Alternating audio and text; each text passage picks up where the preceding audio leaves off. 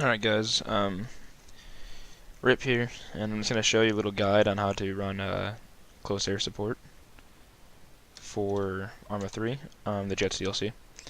Um, Basically, there's a few tips I want to give out before we actually start flying. One, make sure you're actually in a good aircraft that can run CAS. So, for example, probably don't use the Shikra, which is the fastest jet in the game, for CAS.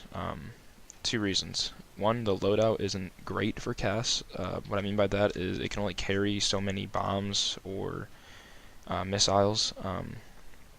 It's mainly air-to-air.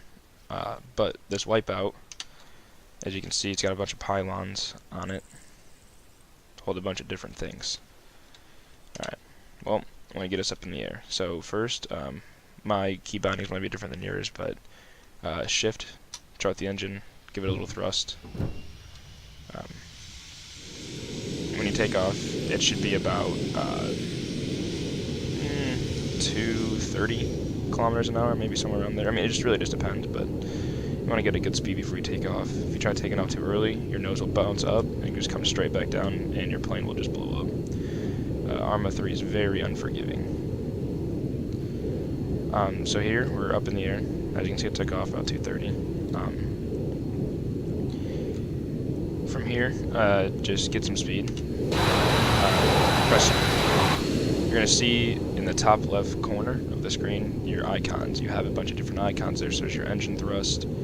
Right now at 100, now I'm down to 70, back up to 100. Anyway, click your mouse wheel in, bring your gear up. Or I have the key binding set to G for me. Lots of other things you can do here, like your flaps. That's for mainly taking off and stuff. You don't really need that right now. Your collision lights, I mean, I guess you could use them, but maybe for night flying, but I really haven't even used those. Anyway, so I'm just flying here and just messing around. Alright, so yeah, you have your instrument cluster here. You can see all these different things. Your altitude, I mean, you don't really have to worry about your fuel altitude or your airspeed, because all in the top left, that white bar above the hull, engine, and fuel, that's showing me how much fuel I have left. And the actual fuel white rectangle up there is not how much fuel you have left, but that is saying like your fuel storage. So if you get hit, you'll start leaking fuel. Just be aware of that. But so also, you see on the right side of your screen, you have your air radar. You can change it to your distance by your right control, and then you can change how far off your plane will actually see other aircraft. For CAS, you probably want it on 4. That's just my preference, so you don't pick up everything when you're just focusing on a main area. Like, let's say we're going, I don't know, we'll go here. We'll fly us over there. 18 kilometers away. It's kind of far for this. It'll take a second to get there. It's not the fastest. It's the second or third slowest jet, but it gets the job done for CAS. So, now that you got yourself up in the air, you're just kind of flying around, you know, get the basics, learn, gotta really learn each aircraft. They're all different. This one obviously doesn't maneuver as fast and doesn't have the fastest airspeed. But like I said, it's all about the mission you're doing. If you're doing CAS, this is probably the best aircraft for it.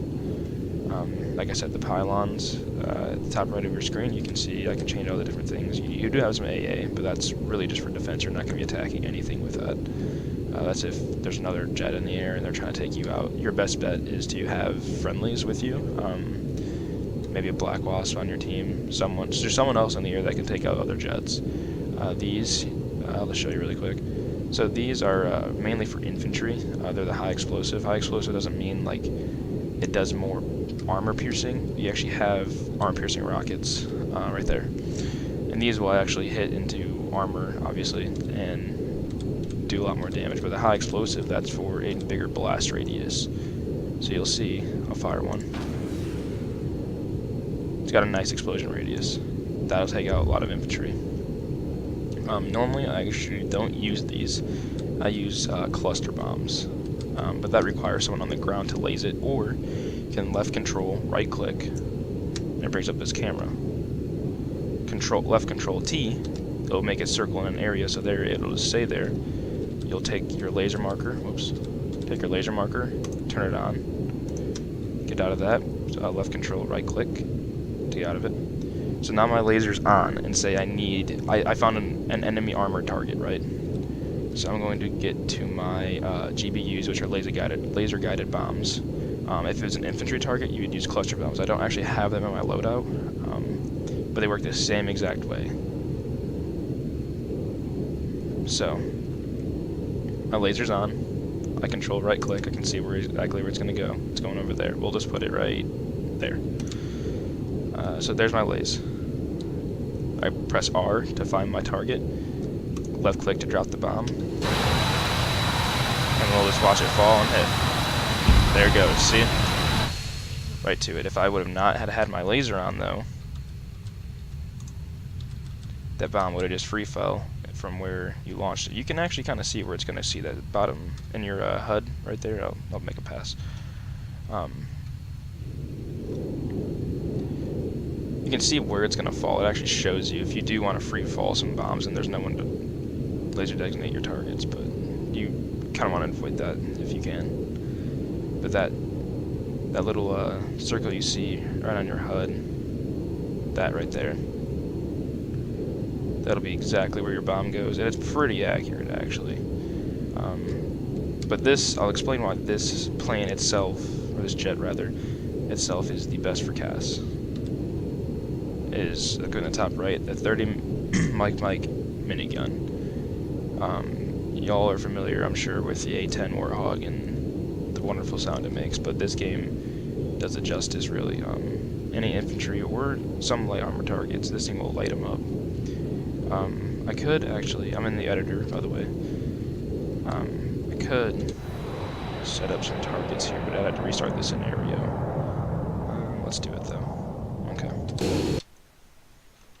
We'll return to Eden Editor. Okay. So this is where we take off from, but I will put some armored targets, or actually some light infantry over here, and it doesn't really matter.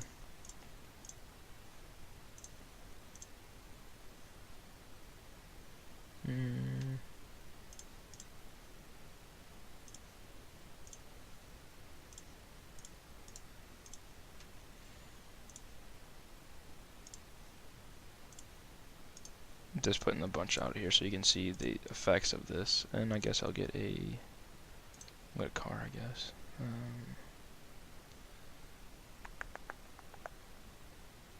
I'm gonna go Ifrit. Put this Ifrit over there. Okay. So this is just to show you what these are our enemy, obviously. This is to show you what CAS can really do. So say you have a bunch of friendlies over here, this little area, and they see this Ifrit, and you're probably not going to mess with something that's armored, and you don't have anything that can take it out. Usually you'd have an anti-take specialist, but say you don't.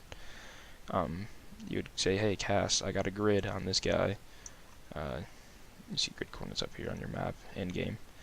But, or you can just mark it on the map for them in side channel if you're on multiplayer. Anyway, you're just basically going to call them out on ground, and if you're running CAS, you'll just listen in the side channel, or if you're in TeamSpeak, which I highly suggest if you're going to be running any type of CAS. If you want to come play with me, I play on NAC server. NAC Invade and Annex. Invade and Annex is my favorite game mode. Just it's a co-op, so you're playing against AI, which it sounds like it wouldn't be hard, but it's great for training, really. You can really get to know a lot about the aircraft playing against AI. If you're playing against other players, it's not always... Usually it's more the King of the Hill or role-playing servers, which I tend to stay away from. I don't find them too fun, and they take away from what Arma was meant to be. But that's just my opinion. Don't take that to heart. Don't want to offend anyone here. 2018. But anyway, so we're just going to get up. I really didn't get much speed, so you can see the top left and kind of like stalling out a little bit, but you're fine. You're not going to go down. So yeah, we know where our enemy are, so I'll just mark them over here with the waypoint. I don't know exactly where they are, but... So now I hold down left shift for that, hold down left shift and click, and you have to hold it for like a second or two before it would actually register. But yeah. So I want to teach you actually about finding and scanning for targets. So obviously on the map I can't see where the enemy are, but you have this great advantage of being 400 meters in the sky, or 250 right now, but anyway, you can see, hold your right mouse button in. You can see that you can zoom in and find targets. So what I like to do is I like to slow my airspeed down and get it to about 30 thrust or so. 41's fine, but we'll go down to 35. Yeah, 35's fine. Speed brake, by the way, X to speed brake, for me anyway. And that just slows your speed down without actually cutting any engine power off. So as you can see, I'm slowing down, slowing down, slowing down. So what I'm going to do is I'm going to drop a little bit, actually. I'm going to use my left Alt button. I'm going to get us a little pattern really quick. So I'm going to turn us this way, turn my engine up. Now I can look down and inward. So now I see all of those enemy right there. I see them all. And I see that Ifrit over there. So with that, there's 2 more enemy. With that, you know where everything is. And you just kind of scan for your own targets there. So now I'm going to teach you about that left control right click. I'm going to teach you how to use that now and actually be effective with it. So we're going to gain some speed, and this is the best thing I can. There's a little light glitch there. I don't know what that's all about, but whatever.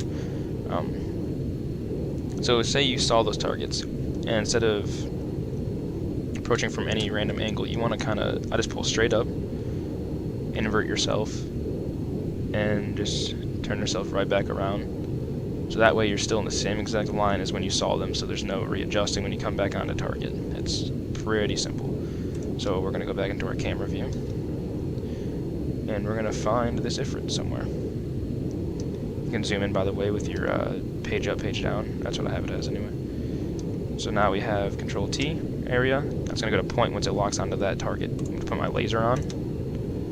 So now my laser's on. Now I scan my target. I know exactly where he's at because my laser's on it.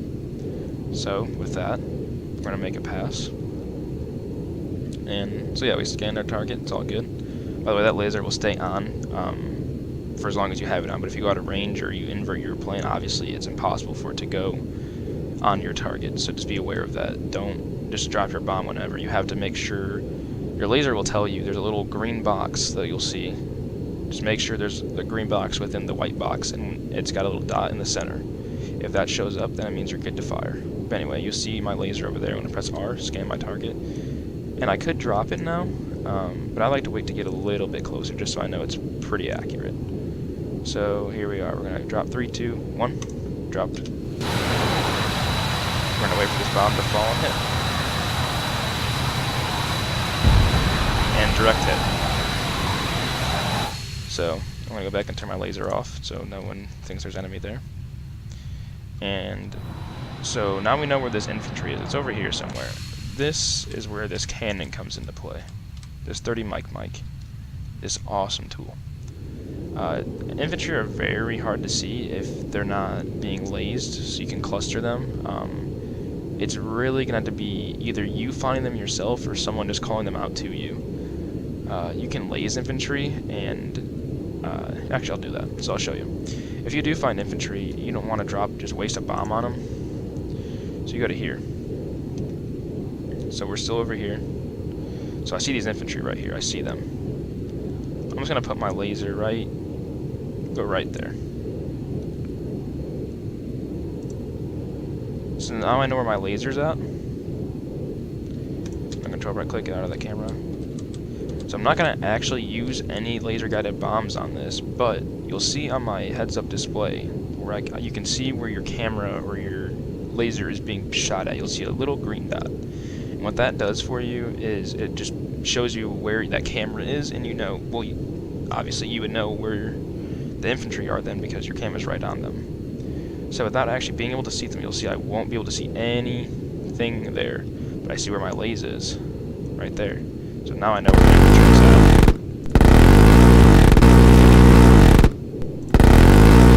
I just light them all up. You having a little fun with it, but yeah, you get the idea. Anyway, so basically that's it for actually attacking. Those are your basics. You want to work with lasers. This is the gist of it, really. For CAS, you're not really focusing on infantry like that, unless it's a huge group in which you would either cluster, or if they were pretty close together, you could obviously hit them with this. It's an awesome sound. But anyway, or you could even go for the high explosives, which I never actually load into my CAS loadout. I find clusters or even just more air-to-ground missiles to be more effective.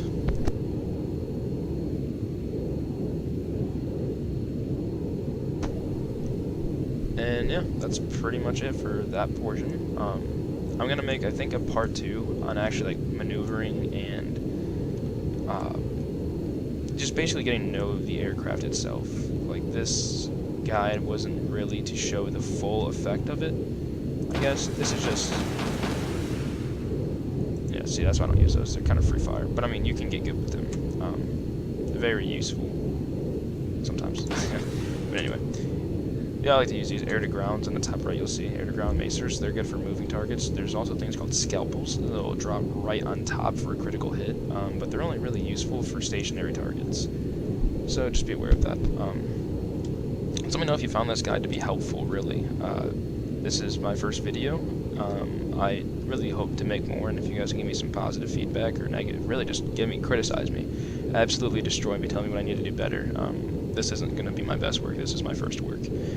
So, yeah, just send me a comment. I'm not going to ask for any likes or anything. Just give me a comment and tell me what I need to improve on compared to other YouTubers and stuff. I just do this for fun and just informative. I like to teach people about the game of Arma. I really want more people to play it. I mean, there's already tons of people playing, but it's always nice to have new people.